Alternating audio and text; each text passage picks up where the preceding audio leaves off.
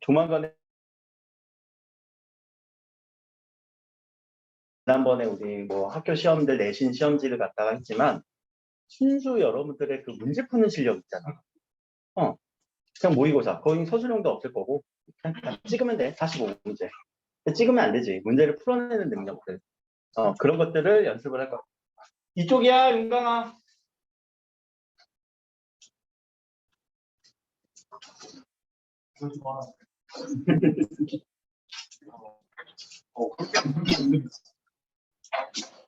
자, 요거 안 풀었는데 수강 주체를 먼저 설명 듣고 답은 체크하지 마. 집에 가서 써봐.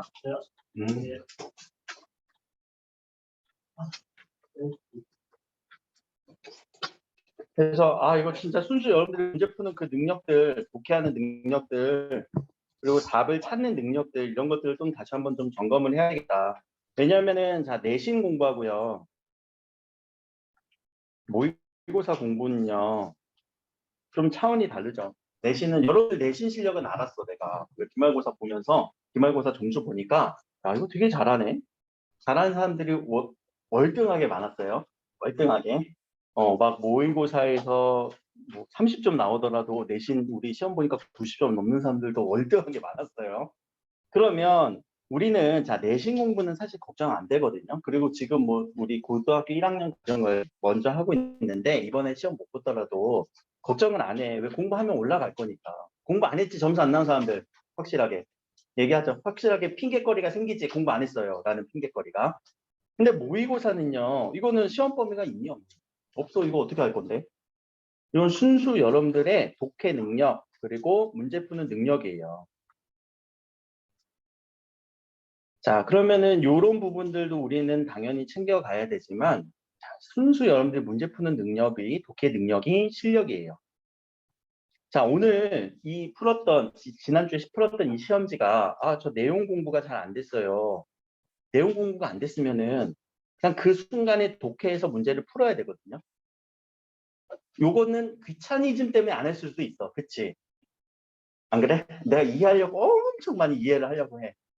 그럼 순간적으로 독해를 해서 문제를 풀어야 되는데 그럼 순수 이것만 한번 측정해 보겠다라는 거야. 나는 내가 뭐 내용 공부가 안 된 채 문제를 풀라고 이렇게 준 거니까 보면 그 순간에 읽고 풀겠지라고 막연한 기대를 했지만 아닌 경우가 많았던 것 같아요. 그죠? 그러면 어느 누구도 모르는 내용을 가지고 독해와 푸는 능력을 한번 측정을 또 한번 해봐야 될 것 같아요. 요 시점에. 그거는 이제 나 혼자 각을 재고 있는 거고 허락을 받아야지. 승훈 선생님 허락도 받고 원장님한테 허락도 받고 애들 한 번 더 괴롭혀도 될까요? 오케이 사인이 나오면 다음 주 정도에 한번 날짜를 잡고 할까 생각 중이에요. 혼자 생각하고 있는 거니까 다음에 정해지면 말씀드릴게요. 알겠지? 자, 하나, 오이.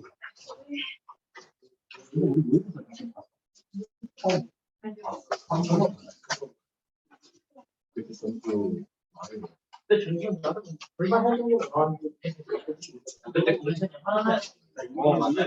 여러 장난식하지 말고 설명 듣고 그냥 바로 그러니까. 자 넘어가서 그러면 뭐 작품에 대한 정확한 설명보다 그리고 하나 더. 이제 또 우리가 이제 8월 달 이번 달 들어와서 좀 분반을 또 반을 편성을 좀 달리 할 건데요. 좀 문법 기준으로 좀 하려고 해요. 문법 기준으로. 그래서 문법 문제에서 지금 답안 서술형 제가 다 걷어서 본 이유가 좀 서술을 좀 명확하게 한 친구가 있고 아니면 문법 개념이 아직 부족한 친구가 있고 그래서 요 기준으로 좀 볼 거고 그리고 문법 문제 정답률만 볼 거예요. 문법 문제 정답률. 이번에 의문의 변동이었잖아. 그렇지? 그러면 자, 이 문법은 이쪽이야. 준성아 이쪽이야. 여기 한 자리 딱 되지? 딱 되지? 여기 비었어.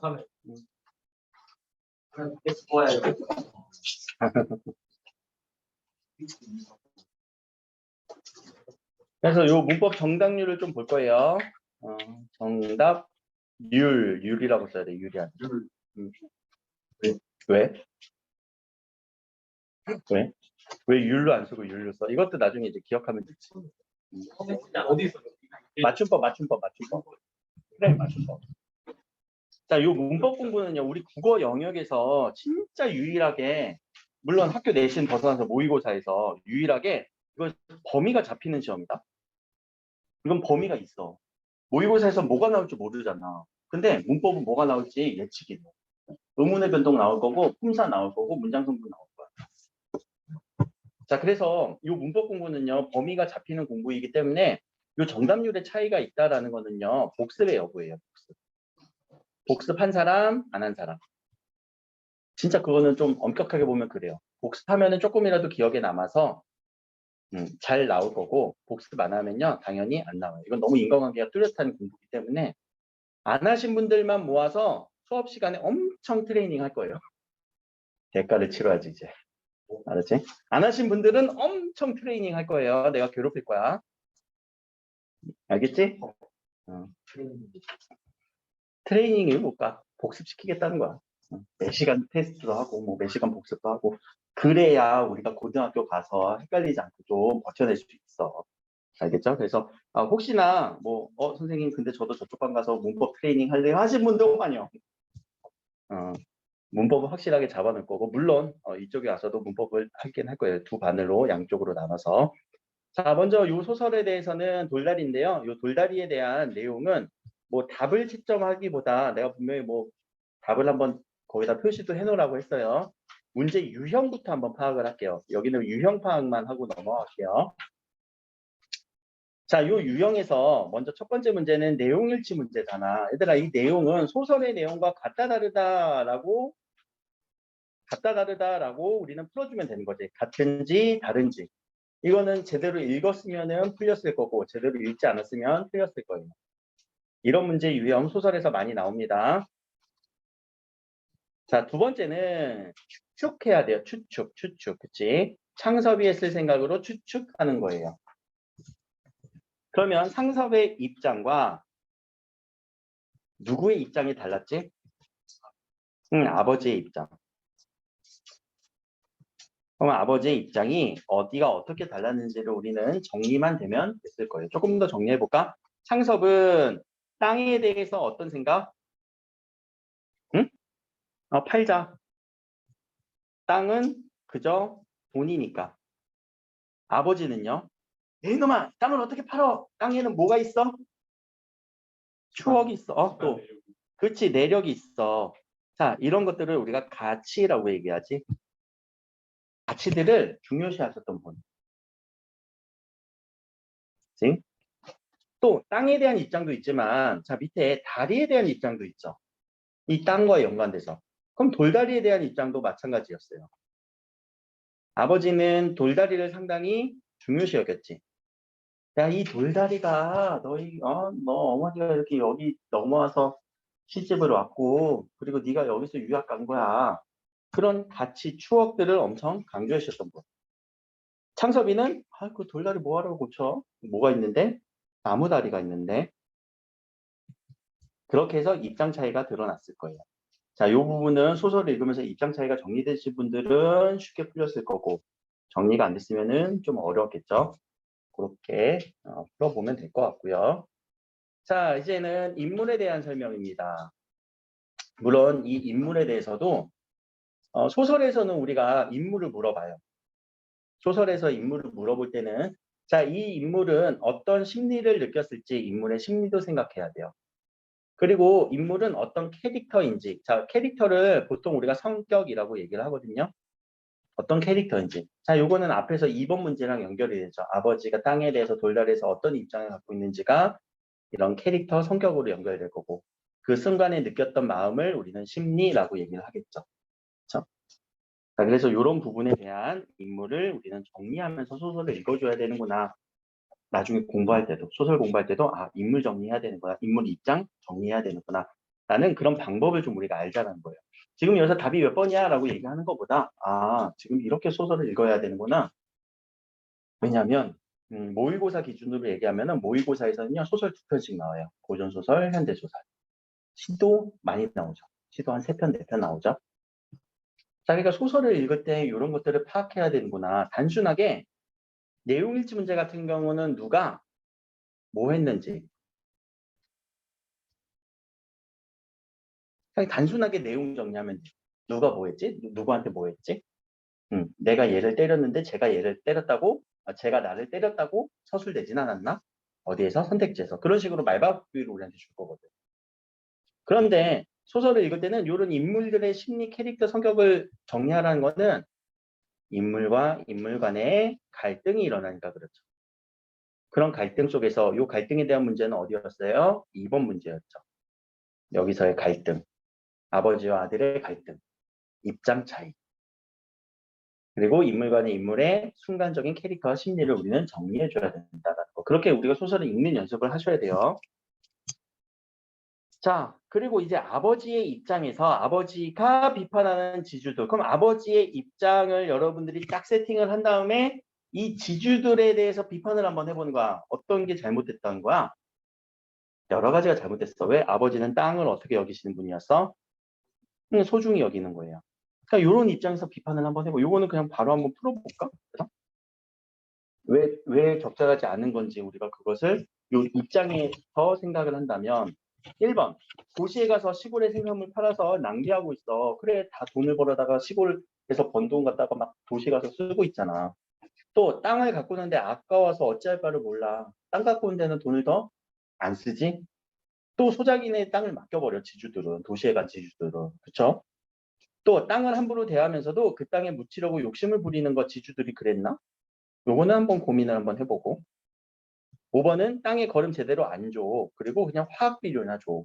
요런 것까지는 비판의 내용이었죠. 근데 이 내용은 있었어요? 없었어요? 없었어요. 자, 우리가 비판이라고 하는 이 포인트는 뭐냐면은 자, A가 B에 대해서 B가 어떤 태도를 지녔는지 이 부분에 대해서 우리가 비판을 하는 거예요. 또는 어떤 생각을 가졌는지 이 부분에 대해서만 비판을 해야 돼요. 가장 중요한 거는 이거를 벗어난 거를 비판하면 될까 안 될까? 안 나온 거 비판하면 안 돼요. 그럼 틀린 거예요, 일단. 우리가 그런 얘기잖아. 야, 우리가 막 싸우더라도 야, 가족은 건들지 마. 뭐 이런 얘기 하지 않아? 친구들끼리 싸울 때? 그래. 야, 우리가 싸우더라도 비판하더라도 야, 요 안에서만 비판해야지 그걸 벗어나면 안 된다는 거야. 그게 가장 중요한 포인트이기도 해요. 비판하는 문제에서. 두 번째는 마치 이들의 태도와 생각이 내 것인 양 비판하면 안 된다는 거야. 무슨 말이냐? A의 입장에서 비판하려고 했죠. 그러니까 A 입장을 정확하게 정리를 해줘야지 이 입장이 마치 B의 입장을 A의 입장인 것처럼 비판하면 안 돼. 그런 것도 우리가 잘 찾아줘야 되는데 지금 여기서는 이건 나오지는 않았어요. 그렇죠? 나오지 않은 부분을 비판했으니까 틀린 거예요. 그런 답이 되는 패턴이 그렇게 크게 보면 두 가지. 자, 5번 문제는 또 별표를 한번 쳐봅시다. 서술 방식이라고 하는 부분은 항상 우리 서술자와 관련될 거예요. 소설에는 이야기를 펼쳐주는 서술자가 존재하죠. 그럼 이 서술자와 관련된 문제는 시점과 관련된 문제일 수도 있다. 자, 시점, 우리 소설의 시점 4가지가 바로 나와야 돼요. 다 얘기할 수 있니? 1인칭 주인공 시점, 관찰자 시점, 3인칭 전지적 작가 시점, 관찰자 시점. 이 정도는 바로바로 잡혀야 되고요. 그랬을 때, 자, 서술자는 이야기 속에 등장한다. 이거 몇 인칭 얘기하는 거니? 1인칭 얘기하는 거지. 그렇죠? 자, 그리고 서술자는 인물의 대사를 전달하는 방식에 차이가 있다. 이거 뭐야? 서술자가 인물의 대사를 전달하는 방식에 차이가 있다? 인물의 대사를 전달하는 방식에 차이가 있다? 이거는 무슨 말인지 아직은 모르겠다. 정확하게는. 자, 3번은요. 시점과 관련해서는 자, 인물의 심리를 온전히 파악한다. 근데 어려움이 있다. 그러면 심리를 파악한다는 얘기야? 못 파악한다는 얘기야? 파악하지 못하는 거. 그럼 인물의 심리를 파악하지 못하는 시점 뭐가 있을까? 그렇지. 관찰자 시점들은 인물의 심리를 정확하게 파악하지 못하죠. 그렇게 시점과 관련된 문제네. 요 2번 같은 경우는 제가 옆에다 쓸게요. 태도에 대한 부분이에요. 태도. 시점과 관련된 것보다 시점에서 어떤 태도로 얘기하는지 그거는 이따가 제가 말씀드릴게요. 자, 4번에서 상징적 소재와 인물의 갈등을 통해 대립을 보여준다. 이거는 내용적인 측면이었고 작가의 주제의식은 아버지와 대사를 통해서 생각된다라고 하는 요 작가의 주제의식이 어떻게 표현되는지에 대한 부분인데, 자, 요 이번에 태도도 요 표현과 관련된 거예요. 소설의 서술자가 어떤 식으로 내용을 좀 이렇게 표현을 해주는지에 대해서 보면, 자, 창섭의 생각, 아들에 대한 생각과 아버지에 대한 생각을 전달하는 방식이 상당히 차이가 있어요. 어떻게 차이가 있냐면, 아버지는 대화 일일이 다 보여주죠. 아버지의 생각은. 근데 창섭의 생각은 어떻게 해버려요? 창섭이는 그랬다. 또 요약으로 해버려요. 그죠? 창섭의 생각을 요약. 어느 부분인지 찾아볼까?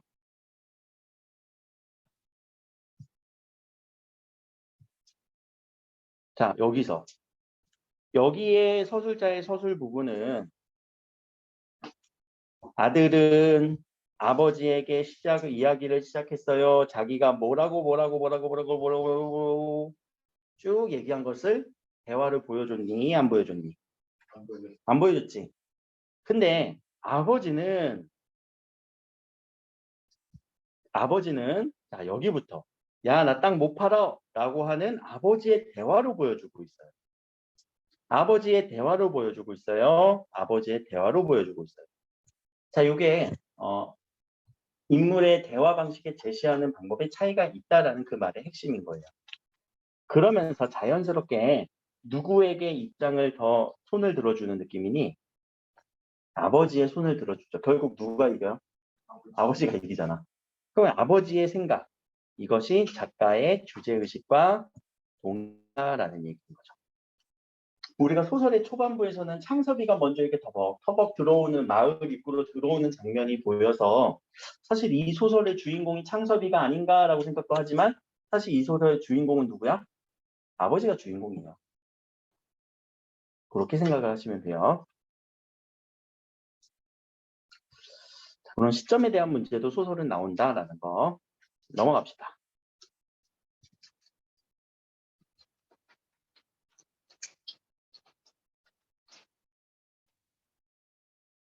자, 6번부터 이 페이지에서는 제가 이거는 정말 어렵다라고 하는 거는 질문을 받을게요.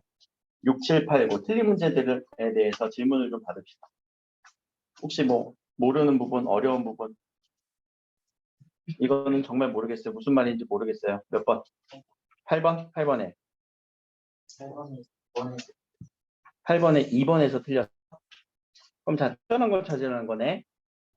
자, 그럼 우리가 오답 노트를 여러분들이 이제 나중에 꼭 정리를 할 때 내가 2번으로 선택해서 틀렸다는 얘기는 여기 중에서 어딘가 X가 있다는 얘기죠. 그걸 찾아줘야 돼요. 자, 연은 단모음 이와 단모음 어의 결합으로 이루어진 이중모음이다. 여기서 개념적으로 확실히 틀린 게 하나 있네. 보이는 사람. 자, 여라는 이중모음은 맞네. 여는 이중모음 맞죠? 여는 이중모음이에요. 그런데 뭐와 뭐의 결합일까? 반모음이죠. 반모음 이 계열의 반모음과 어의 결합이죠. 자, 이렇게 틀린 부분들을 확실하게 하면서 여러분들 공부를 하는 거고. 그래서 이 문법 공부는요.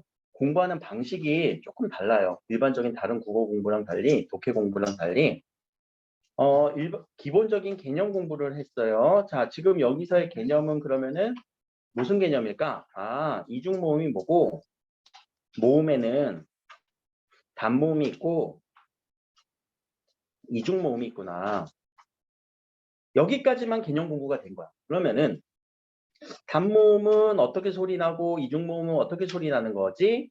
라고 하는 게 안 잡혀 있다면 이제 문제를 풀었어? 틀렸어? 그럼 이제 정리를 하는 거야. 이중모음은 단모음이라고 하는 거에 단모음이 결합하는 거구나. 그러면은 우리가 알게 된 개념이 확장이 되는 거죠. 그런 느낌이 들지. 문제를 풀면서 문법 문제는. 자, 그래서 이 문법 개념은요. 문법 문제의 실력은요. 여러분들이 이렇게 개념을 형성하고 나서 문제를 풀면서 조금씩 확장이 돼요. 이게 문제 풀면서 오답 정리하는 이유예요. 문법에서. 이렇게 확장이 된단 말이에요. 그렇죠? 근데 문법은 아까도 얘기했잖아. 시험 범위가 정해진 거라고. 어느 정도 범위가 정해져 있어. 그러다 보니까 여러 가지 개념들이 점점 확대가 되면은 문법적 지식이 확장이 되는 거예요. 그렇게 해서 공부를 이뤄 나가야 돼요. 문법은. 독해는 좀 다르다. 문학은 좀 다르다. 문학도 여러분들이 이런 개념들을 알아야 되는 부분들도 분명히 있어요. 좀 전에 제가 얘기했던 서술자의 시점이라던가 혹은 서술 방식이라던가 이런 것들이 개념이지만 그 개념을 가지고 소설을 읽어내야 되는 독해를 해야 되는 측면이 있어요. 독서라고 할게요. 그 개념을 가지고 소설을 읽어야 되는 그 독해적인 측면이 있어요. 시에서는 뭐가 있을까? 얘들아, 시에서는 표현법도 찾아줘야 되고 이번에는 시는 안 나왔지? 그리고 시에서는 여러분들 혹시 주제 찾는 방법도 개념적으로 알고 있어야 돼요. 주제는 어떻게 찾을까? 그래서 실질적으로 주제를 찾는 독해도 해야 되고 독서는 독해가 우세하죠. 독해하는 방법을 여러분들이 알고 있는 다음에 실전에서 읽어나가는 연습을 하는 거예요. 자, 이렇게 문법과 문학과 그리고 독서는요. 공부하는 방식이 다 달라요. 접근해야 되는 방식이 조금씩 달라요. 그러니까 이거를 여러분들이 지금 충분히 느껴보고 내신 때는 이게 막 나온다니까. 여러분들 기말고사 가서 알겠지만 막 문법 단원도 있고 문학 단원도 있고 글 단원도 있잖아. 그러니까 그런 것들을 각각 어떻게 공부해야 되지? 다 다르다는 얘기예요. 알겠지? 그냥 이렇게 공부하고 외우는 게 아니라 국어는 외우는 거 절대 아니야. 외우는 거는 극히 일부. 어떤 거? 이런 개념들. 개념들은 몇 개는 외워야 되겠지. 외우는 것도 가장 좋은 거 외우려고 외우는 게 아니라 복습하다 보면 외워지는 거 있지. 키위제 금붕어 좋아. 바다가자 서해 물놀이를. 다 외워지지? 이거 외우려고 외운 것도 있겠지만 하다 보니까 외워졌지? 그렇게 해서 내 걸로 만드는 게 제일 좋단 말이에요. 알겠죠? 그렇게 연습을 시킬 거라고. 자, 혹시 8번 문제 말고 8번 문제 그러면 답을 한번 찾아볼까? 그럼 답을 하나 찾으려면은 자, 틀린 거 몇 개? 4개. 맞는 거 1개. 그럼 틀린 건 하나 찾았네? 그럼 나머지 4개 틀린 걸 찾아보자 또. 1번에서는요. 모음은 6개가 쓰였대요. 먼저 찾아보자. 모음 몇 개? 6개. 6개 맞니? 6개 맞아? 모음이 6개야? 자, 아 하나 쓰였고, 으 쓰였고, 어 쓰였고, 여 쓰였고, 에 쓰였고, 어 쓰였고, 어는 있으니까 지워주고, 여 쓰였고, 지워주고, 으 쓰였고, 오 쓰였고, 몇 개야? 으가 2개네. 미안해. 자, 그러면 6개 맞네요. 그럼 여기서 이제 단모음은요. 아, 으, 어, 에, 오. 키, 위, 제, 왜, 해, 금, 붕, 어, 조, 아. 여기가 틀렸네. 그쵸? 여기가 틀렸네. 자, 이렇게 틀린 것을 찾아주면 돼요. 자, 입술을 동그랗게 오므리지 않는 거. 무슨 개념이니? 무슨 모음? 평순모음. 자, 평순모음 찾으라는 얘기인 것 같아요. 에, 으, 어, 아. 맞니? 얘들아, 애는 입이 동그란 거 아니야? 에. 이거는 벌렸다라고 하는 거예요. 입술을 모으진 않죠? 응. 키위 제외해 할 때는 평순모음에서 입을 벌린 거예요. 그래서 답이 찾아질 거고. 4번은 어디가 틀렸니? 혀 위치가 입 천장 가까이 있다는 거는 고, 중, 저에서 어떤 거야? 고, 죠? 그러면은 어디가 틀렸는지도 찾아줄 거예요. 키위 제외해 금붕어 좋아. 써보면은 알 거고. 자, 5번은요. 최고점이 뒤쪽에 있다. 무슨 모음을 얘기하는 거야? 우설 모음이죠. 키위 제외해 금붕어 좋아해서 또 아닌 애들이 있겠지. 그렇게 해서 찾아주면 되는 거예요. 결국 문제에 대한 개념을 보고요. 여기서 틀린 것들, 아 이거 반모음이었구나 하나 더 갖고 가면 되는 거고. 혹시 다른 문제 6, 7, 8, 9에서 없어? 그러면은 뒷페이지 10, 11, 12, 13에서 문제가 좀 어려울 수도 있어요. 안 읽히는 부분도 있어. 그래서 이 말이 무슨 말인지 모르겠어요 라고 하는 부분도 얘기해보라는 얘기야. 있니? 있었니? 없어? 없었으면 다시 답을 봤을 때 왜 이게 답인지는 이해가 돼? 다 이해는 돼? 없어? 돼? 안 돼? 응, 몇 번? 12번 문제. 자, 10번에서, 어우, 이거 되게 복잡하다. 그치, 문제만 봐도 이게 되게 풀기 싫어졌어. 엄청 글이 많네. 그렇게 생각하지 마시고, 천천히 하면 돼요. 된소리 내기라고 이미 우리한테 줬지. 그럼 우리가 된소리 내기 공부하신 분은 된소리 내기가 뭔지는 아니?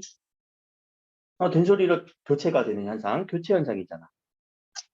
근데 된소리가 될 때 몇 가지 조건이 있어요? 이거까지 공부한 사람 혹시? 네 가지 조건 있지? 그래, 네 가지 조건. 1번부터 4번까지 조건이 여기서 나왔는지 한번 보란 얘기예요. 알겠죠? 자, 그럼 첫 번째 조건에서 자, 받침 얘네들은 뒤에 얘네가 오면 된소리로 발음된다는 거는 결국 저는 이렇게 표현해요. 예사소리와 예사소리가 결합하는 요 첫 번째 조건이죠. 자, 보기를 읽고 모르는 개념이 있으면 안 돼요. 사실 공부했을 때는. 자, 두 번째는 간의 받침이에요. 간. 용언의 어간 받침 니은 미음은 받침 소리 니은 미음이에요. 그 뒤에 어미 첫 소리는요. 요렇게 된 소리로 된대요. 예시를 들어볼까? 신고. 자, 요 신고의 차이가 드러났지. 여러분들 화재가 났네. 그 화재 신고는 어디다 할 거야? 119. 그래. 거기서 뭐라고 발음이 났어? 신고라고 하지. 근데 그치. 새해 신은 신고라고 나죠. 이때는 왜 신고라고 나요? 그치. 용언이니까, 어간이니까. 아까는 화재 신고는 왜 신고라고 나요? 명사니까. 화재니까. 한자어로 된 명사지. 용언이 아니지. 그냥 답을 얘기하면. 자, 받침 요 뒤에서도 이렇게 된 소리가 난대요. 이거는 얘들아 어간 받침 이거 무슨 소리로 나는 거니?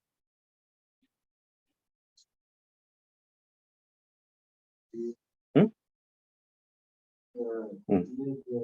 응. 밥다가 될 거고. 할다는 리을로 날 거죠. 요거는 우리 조건에서 조금 더 추가되는 내용이죠. 자, 그럼 평소에 이거는 공부가 안 됐을 때는 여기 내가 모르는 내용이 있네. 독해를 해야 돼요. 이럴 때는. 그래서 나중에 조금 더 개념이 확장되는 느낌으로. 자, 한자어 리을 뒤에 이것도 우리가 알고 있었던 거. 그리고 관형사형 어미 리을 뒤에 얘도 된소리가 되는 건 알고 있었다는 거. 자, 그러면 우리가 이 부분만 디귿만 조금 더 추가되는 느낌이 있었어요. 네 가지 조건이 아니라 여기서는 5가지 조건을 줬고요. 그러면은 자, 바르지 않은 것은 옆집의 그녀에게 꽃다발을 전하다의 된소리는 여기서 된소리 어디서 일어나는지 봐야 되지. 여기서 찾아봐야 돼. 된소리가 어디서 일어날까? 옆집 또 꽃다발. 자, 그거는 기억에 의한 거예요. 기억은 다 뭐였어요? 받침소리, 기억, 디귿, 비급, 디귿. 봐봐. 옆집에서 요 피읍은 뭘로 발음나요? 무슨 규칙? 음절의 끝소리 규칙. 꽃다발의 치읓은 뭘로 나요? 디귿소리로 나요. 음절의 끝소리 규칙. 그럼 얘네 뒤에 있는 자리에 맞으니까 예사소리 더하기 예사소리 맞네요. 기억은 맞고요. 적절한 거 찾은 거니? 아는 거 찾는 거구나. 2번은요? 넓고 할 때 요 리을 비읍. 그치? 그리고 앉지 할 때 앉지. 여기에 된 소리는 니은과 디귿에 따른 것입니다. 자, 앉지에서 요 소리는 뭘로 나니? 안지로 나지. 자, 용언의 어간 니은 맞아? 니은 맞고. 넓고 할 때는 넓고 넓고 할 때 요 어간 받침 요거 맞죠? 요거 맞네. 그랬을 때는 니은과 디귿 맞다. 니은과 디귿 맞다. 이렇게 조건을 명확하게 연결해주고. 3번. 눈을 감고 갈 곳을 떠올려봐. 감고가 나오네. 눈을 감다. 눈을 감고. 그럼 이거는 몇 번째 조건이에요? 니은 조건이죠. 또 갈 곳. 그쵸? 갈 꽃. 꽃이라고 나잖아. 그럼 이거는 몇 번째 조건이에요? 미음. 관형사형 리을이죠. 이거 관형사형 리을 맞니? 맞아. 기본형은 뭐야? 가다. 가다가 갈이라고 하면은 뭐가 바뀌었어요? 어미다가 리을로 활용된 거죠. 요 활용이라는 거 여러분들이 이제 캐치를 해야 돼. 모르는 사람들이 이제 문법 트레이닝을 할 거고. 자, 4번에서 만날 사람 일시와 장소를 정해라. 그럼 만날 사람 할 때는 요거는 만나다 어미 활용된 거죠. 일시는요. 일시. 근데 요 일이 한자어죠. 그치? 한자어 일, 한자어 시. 그러면 리을과 미음이 맞네요. 사실 요거 순서 그대로 정확하게 하면은 미음과 리을이라고 얘기하는 게 조금 더 정확하겠지? 자, 5번도 한번 맞춰보자. 물질 만능주의가 심해질수록 일 때는 물질 아니야? 이 물질이라는 이 단어는 한자어죠. 한자어는 지금 여기서 뭐가 나왔어요? 리을이었고. 심해질수록 이건 뭘까? 심해질수록은 관형사형어미예요. 맞아요. 그러면은 리을이 아니라 하나 더 있어야 되죠. 미음도 있어야 돼요. 얘는 미음에 의한 거예요. 자, 요게 한자어가 아닌지 맞는지는 기본형이 심해지다. 심해지다지. 자, 얘가 어미 활용돼서 어떻게? 리을 수록으로. 다가 리을 수록이 된 거예요. 어미는 한 글자만 있는 게 아니에요. 또는 음은 하나만 있지 않아요. 이렇게 두 개, 세 개 걸칠 수도 있어요. 할수록. 그러면 어미 리을 뒤에 수록이니까 수록이라고 발음이 나야죠. 그렇죠?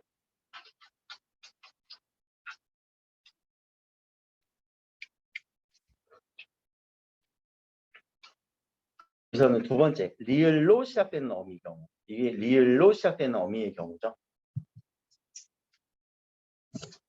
예를 들면 그것도 있다. 여러분들 이제 고민이 되지.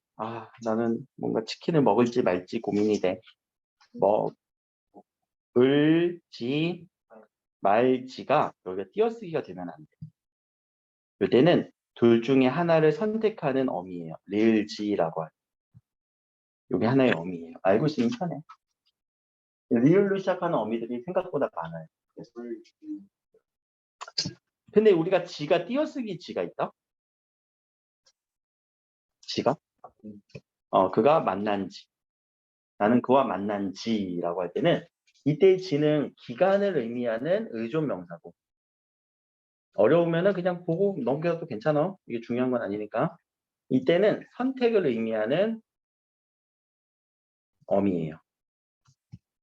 이것들도 그럼 처음부터 선생님 어떻게 알아요? 몰라. 공부하면서 배우는 거야. 공부하면서 점점 확대되는 거지. 처음부터 이거 알 수 없어요. 우리는 얘들아 한국어를 지금 우리 국어를 말을 하고 있잖아. 그게 자연스럽게 이루어진 거지. 모국어잖아. 마더텅이잖아. 안 그래? 모국어는요. 우리가 문법적 규칙을 몰라도 할 수 있는 거야. 신기하게. 영어는 아니잖아. 우리 모국어가 아니잖아. 그러니까 막 문법도 엄청 공부해서 그 개념을 가지고 바라봐야 되는 거야. 그러니까 우리의 지금 이 문법 공부는요. 한국어는 그냥 우리가 되는 대로 쓸 수 있는데 아니 영어처럼 공부해야 돼. 문법적 지식으로 바라봐야 돼. 문법적 지식으로 바라본다. 문법 공부해야 된다는 거죠. 그냥 기본적으로 우리가 알고 있는 대로 쓰면 안 돼요. 전혀 달라요. 자, 혹시 또 다른 문제 뭐가 있을까? 없어? 넘어갈까? 자, 여기도 이제 문법 문제가 많죠.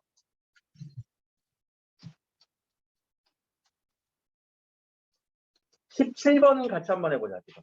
17번 너무 중요하니까. 자, 띄어쓰기를 할 때, 저는 요거 공식을 하나 얘기를 해드리죠. 앞에 관형어가 있어야 되고, 관형어 할 때 이 관형은 무슨 뜻이니? 혹시 기억나는 사람? 관형, 관형. 관형의 뜻은 체언수식이에요. 그럼 관형어 뒤에는 당연히 누가 나와야 돼? 체언. 그리고 우리 체언 뒤에는 누가 와서부터? 조사. 얘들아, 이 공식이 너무나 중요하다. 근데 저 공식은 각각의 기준이 달라요. 관형어라고 하면은 얘는 문장 성분으로 지금 얘기한 거고 제가 그러니까 체언을 수식하는 문장 성분인 거고 체언이라고 할 때는 품사에서 기능을 중심으로 제가 분류한 걸 가져왔고 조사라고 하면은 품사에서 의미를 기준으로 하는 친구를 가져왔어요. 체언은 체라는 의미는 몸이라고 하는 부분인데 몸의 기능을 하는 단어들이에요. 중요한 기능을 하는 거. 조사는요. 도움을 주는, 원조해주는, 보조해주는 그런 의미가 있는 단어들이에요. 그래서 문법적 관계를 만들어주죠. 얘를 조금 더 구체적으로 쓸게요. 요거 이제 썼으면은 밑에다가 저는 지울 테니까 여러분들은 밑에다가 이어서 쓰세요. 관형어 자리에는 누가 올 수 있냐면은 관형사가 와야 돼요. 그리고요, 관형사형 어미가 와야 돼요. 아까 우리 관형사형 어미, 리을 이런 것도 배웠었지? 자, 체언에는요, 여러 가지 뭐 명사가 올 수 있겠지만 의존 명사가 와야 돼요. 그리고 수사가 와야 돼요. 수사도 체언 중에 하나예요. 근데 우리는 관형사 중에 수관형사가 있다는 것도 알아야 돼요. 조사에는요, 보조사도 있어요. 격조사도 있지만 보조사도 있어요. 좀 개념들이 많죠. 그래서 처음에 개념 공부를 할 때는요, 뭐가 뭐 있다, 뭐가 뭐 있다, 뭐에 뭐 있다. 이 정도 체계 잡는 공부를 엄청 해야 돼요.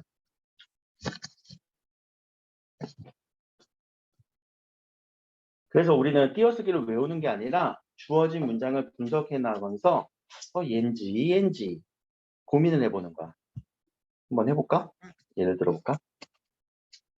우리 국어 선생님이 몇 명이냐? 2명이 있다. 자, 요 말이랑 국어 선생님은 둘이 있어. 자, 의미의 차이는 있니 없니? 똑같지? 근데 문법적 차이는 어마어마하다.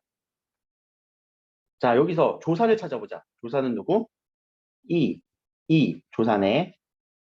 조사네. 자, 그럼 이 조사 앞에는 누가 붙어야 돼? 체언. 그럼 얘는 체언. 둘은 체언. 그럼 자, 둘은 체언이니까 체언 중에서 숫자와 관련된 누구? 수사. 이렇게 역으로 갈 수 있겠지. 자, 명은요, 혼자 쓸 수 있니? 명. 안 되지? 체언 중에서 누구? 그렇지. 의존 명사가 될 거예요. 자, 의존 명사 앞에 있는 이 부분은 얘를 꾸며주는 거지. 그럼 얘는 오케이. 관형사 중에서도 수관형사. 문법적으로 많이 차이가 나죠. 숫자와 관련된 관형사는 수관형사. 자, 그러니까 이런 부분들을 우리가 찾아주는 거, 적용해서 풀어줄 수 있는 거, 그게 실력이 되니까 이런 부분들을 계속 연습을 하는 거야. 문제풀이 연습도 돼야 되고. 그래서 그거를 밑에다 정리한 거죠. 단어는 띄었어야 돼요. 단 누구만 붙였어요? 조사만 붙였어요. 그럼 요거는 미리 우리가 알고 있었던 거고. 의존명사는 띄었어야 돼요. 왜? 명사니까. 조사만 붙여 쓰는 거예요. 또 단위를 나타내주는 명사도 띄었어야 돼요. 이 단위를 나타내주는 명사는 뭐냐면 의존명사가 아니라 뭐 한 밑에서 뭐가 나왔지? 단위를 나타내주는 거? 번 이런 거? 또는 한 자루, 연필 한 자루 뭐 이런 식으로 개수를 할 때 그 단위를 나타내주는 명사도 띄어서 주는 거예요. 의존명사 느낌으로. 자, 그러면 밑에는 17번 문제는 지금 같이 한번 풀 건데 자, 1번은 틀렸다.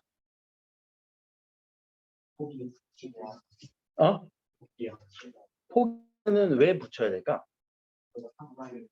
자, 기본형이 우리가 있을 거야. 포기, 다가 하나의 단어예요. 포기 플러스 하다가 아니야. 물론 형태는 그렇게 우리가 형태소 분석을 하면 그렇게 되겠지만 얘는 단어 위주로 생각을 하는 거니까. 자, 3번도 틀렸어요. 그치, 노를이라고 하는 조사잖아. 이 조사 뒤에는 당연히 띄워줘야죠. 자, 4번도 틀렸네. 이을 끊고 수죠. 왜 이때의 수는 뭐니까? 의존명사니까. 자, 우리가 의존명사인지 아닌지 또 고민하는 거. 의존명사인지 아닌지 모르겠어요. 라고 한다면, 자, 다시. 의존명사 뒤에는 누가 붙을 수 있니? 조사. 그래서 우리가 알고 있는 보조사를 한번 넣어보는 거야. 누구든 일생에 잊을 수는 없는 이렇게 말이 가능하지. 혹은 잊을 수도 없는 이라고 하는 보조사 넣을 수 있니? 그래, 말이 돼. 그럼 조사를 붙일 수 있는 부분이니까 얘는 의존명사겠구나 라고 또 추론하는 방법도 나중에 여러분들 걸로 만드셔야 되고. 얘는 어때? 몇 번은?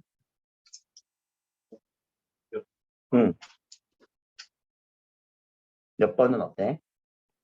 띄어서 쓰는 것도 나쁘진 않죠. 물론 붙여 쓰는 것도 허용해요. 다만 순서를 나타내 줄 때는 붙여 쓰는 것도 허용한다. 자, 5번은요. 않으면 안 된다. 여기는 잠깐만. 않으면 안 된다. 여기 띄어 쓴 거 맞는데. 여기. 분별하다, 분별해 내다가 결합된 거예요. 그럼 여기는 띄어 써줘야죠. 5번으로 하신 분들 많더라고. 분별해 내다. 혹은 잠깐만, 분별하다가 기본형인가? 나 이거 한 번만 찾아볼게.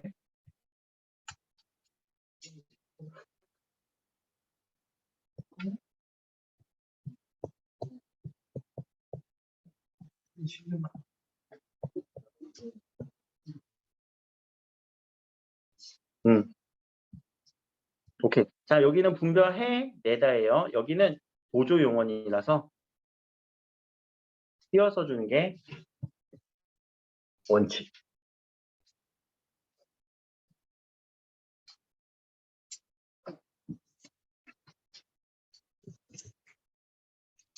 이게 본용언과 보조용언의 개념도 우리가 나중에는 얘기를 해야 되는데, 사실 요거 5번 문제가 조건에 따르면 문제를 풀 수 있지만 글쓰기에서는 이것도 인정을 해주긴 해요. 여기 헷갈리는 부분이 이거예요. 조건에 따라서 보면 틀린 거고, 본용언과 보조용언은 경우에 따라서 붙였을 수도 있거든요. 그래서 요거는 일단 머릿속에서는 굳이 담아주진 않아야 되고, 요 부분을 머릿속에 담아주세요. 요 공식, 관용어, 띄어쓰기, 체험 플러스 조사.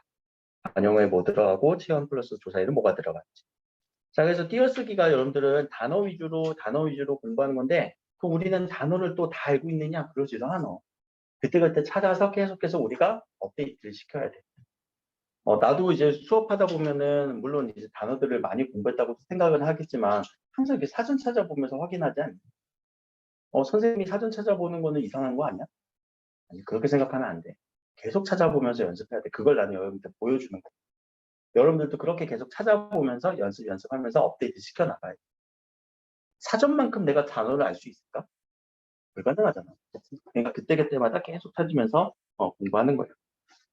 그렇다고 사전을 외울까? 그건 또 바보 같은 짓이지. 그치? 자, 19번 문제는 답이 5번이에요. 이거 미리 채점하셨던 분들은 틀리게 되는데 점수에는 다 반영이 돼서 5번이 맞아요. 근데 다 교정됐어. 점수로는.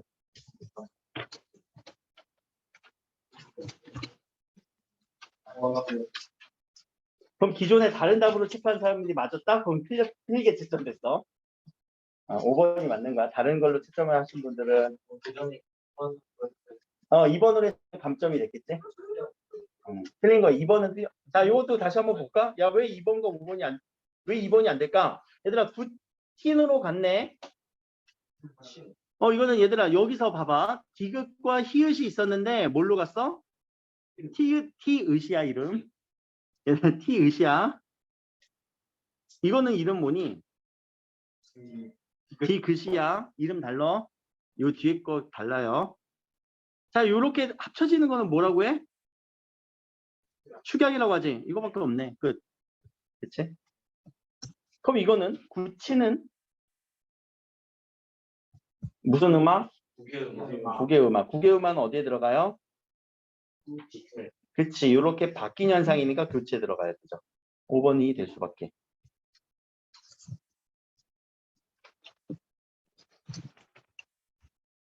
자, 20번 문제도 유형을 빨리 한번 파악을 해볼게요. 자, 윗글을 읽고 알 수 있는 내용이라고 얘기를 한 거는 내용일치 문제죠. 그래서 내용일치 문제는 비문학 혹은 소설 가릴 거 없이 항상 이렇게 나와요. 문법에서 내용일치 문제 나올 수 있을까? 문법에서는? 안 나오겠지. 혹은 지문형이 없으면. 지문형이 있으면 나올 수도 있겠지만 대부분은 내용일치 문제, 문법 문제에서는 안 나오잖아요. 그렇죠? 그러니까 이런 내용일치 문제 찾는 거는 지문 읽고 찾아주는 거, 읽고 찾아주는 거 그런 패턴이에요. 자, 그리고 가와 사의 각각의 문단마다의 내용 파악해보라는 중심 내용. 문단의 중심 내용 찾기. 그래서 문단의 중심 내용이 있는지 없는지를 여러분들이 찾아주시면 되는 거고요. 자, 또 반대되는 입장이라고 했죠. 어떤 입장에서 우리가 누구를 비판할 때 혹은 자신의 입장을 얘기할 때 그 입장을 꼭 정리를 해요. 그럼 A와 반대되는 입장이라고 얘기를 했네.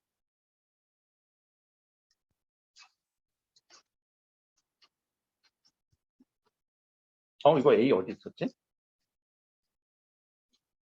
이러한 주장을 비판하는 입장. 나였나? 맞으면 이러한 주장을 비판하는 맞아. 여기였지. 윤강아 이거 체크해야 되겠다. 이러한 주장을 비판하는 입장. 그치?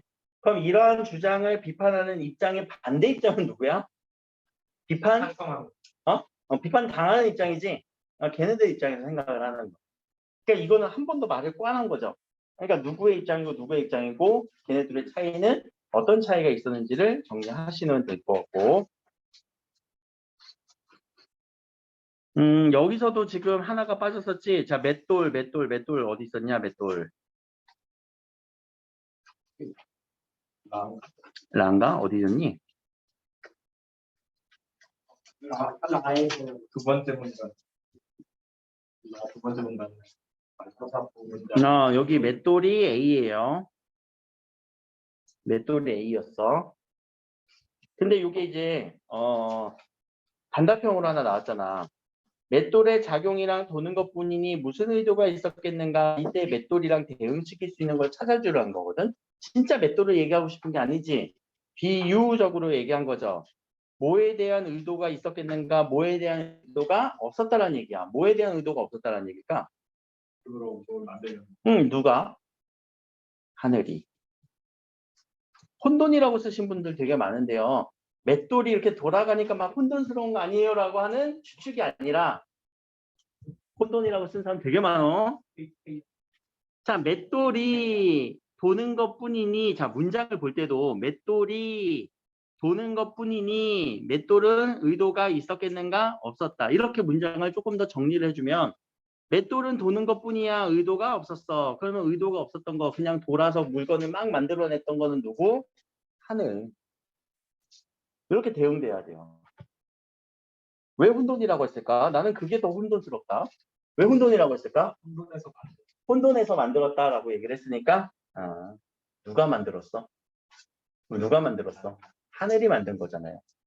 그렇죠? 혼돈 가운데 배경은 혼돈이지만 누가 만들었어? 하늘이 만든 거야. 하늘은 의도가 있었어 없었어? 없었어. 라는 말을 이 사람은 하려고 했던 거예요. 혼돈이라고 하신 분들이 너무 많아요. 자, 그 내용도 근데 이 부분은 수필이고 되게 어려워요. 이 수필 자체가 좀 어려운 수필이라서 이 수필은 내용 정리만 그냥 하고 나중에 고전 수필할 때마다 다른 내용으로 정리하면 좋은데 결국 수필이라고 하는 거는 이 사람의 생각을 얘기하려는 거거든요.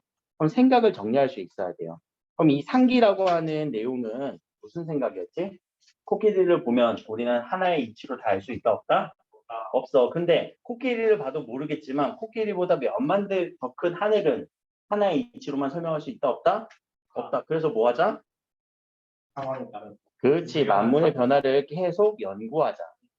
유연한 사고를 갖자. 뭐 이렇게 생각해도 괜찮을 거예요. 또는 획일된 사고를 하지 말자. 그렇게 내용 정리가 되셨으면은 문제를 좀 풀 수 있었을 거고요.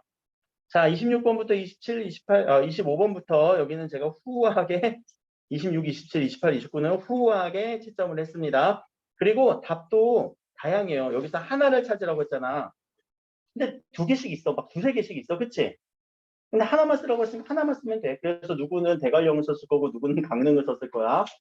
그러면 맞는데 여기는 대관령 쓰고 여기는 강릉 쓰면은 틀려요. 그때는 하나만 맞는 거지.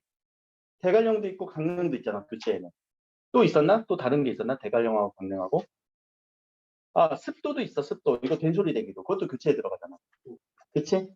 그러니까 여기는 유음화 현상도 써도 되고요. 비음화 써도 되고요. 된소리 대기 써도 되고. 다시 쓸게요. 유음화, 비음화, 된소리 대기. 다 써도 괜찮아요. 요거는 음절의 끝소리 규칙 적었더라. 근데 음절의 끝소리 규칙은 여기 있니? 없니?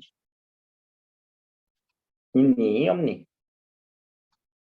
자, 가느다란 물방울만 아니면 돼. 다음 받침이. 많고 생각해봐. 많고는 음절의 끝소리 규칙인가? 아니지?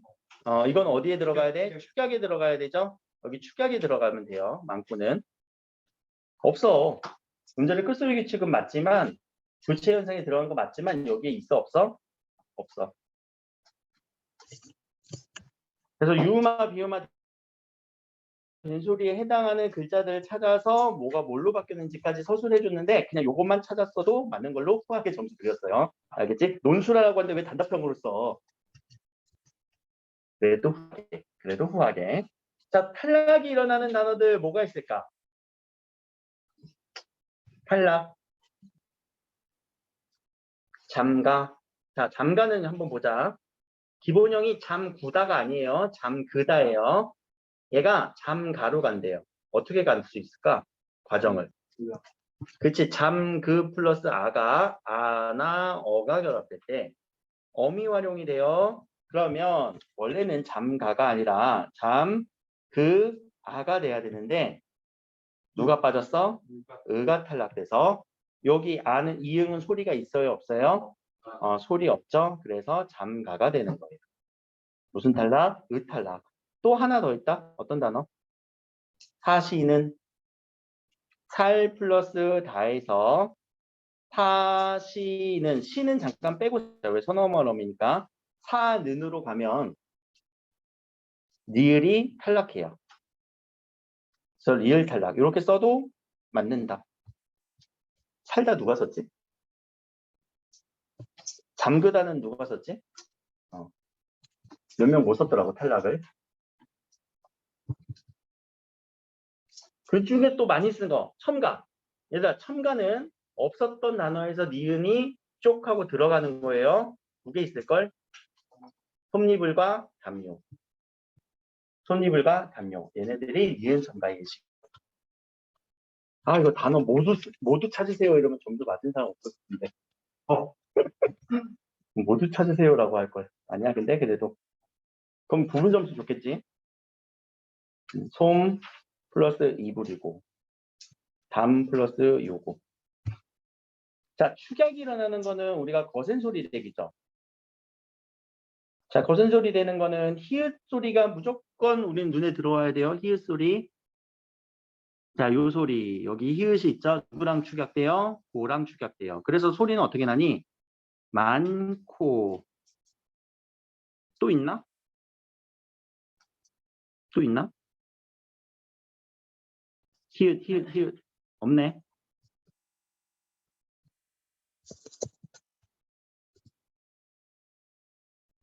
그래서 여기는 요 거센 소리 많고가 하나 있고. 아니구나. 급격히도 있구나. 미안해. 급격히도 있다. 급격히 어디니? 여기도 있네. 급격히. 급격히도 이거 소리 한 번만 써볼게요.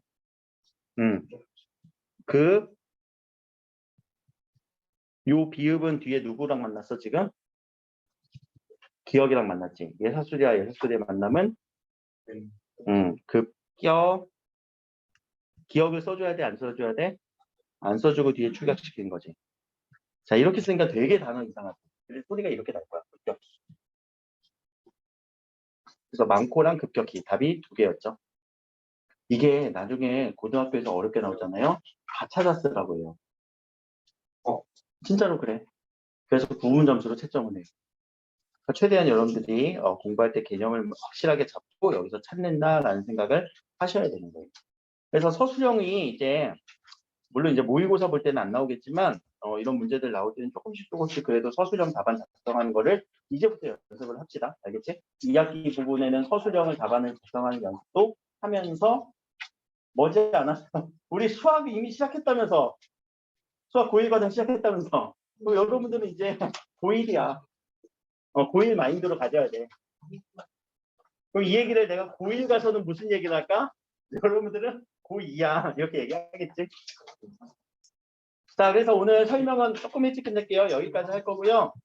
금요일 날, 일단 이번 주는 금요일 날 오시고, 제가 이제 시험이나 이런 안내들은 또 다시 드리도록 할게요.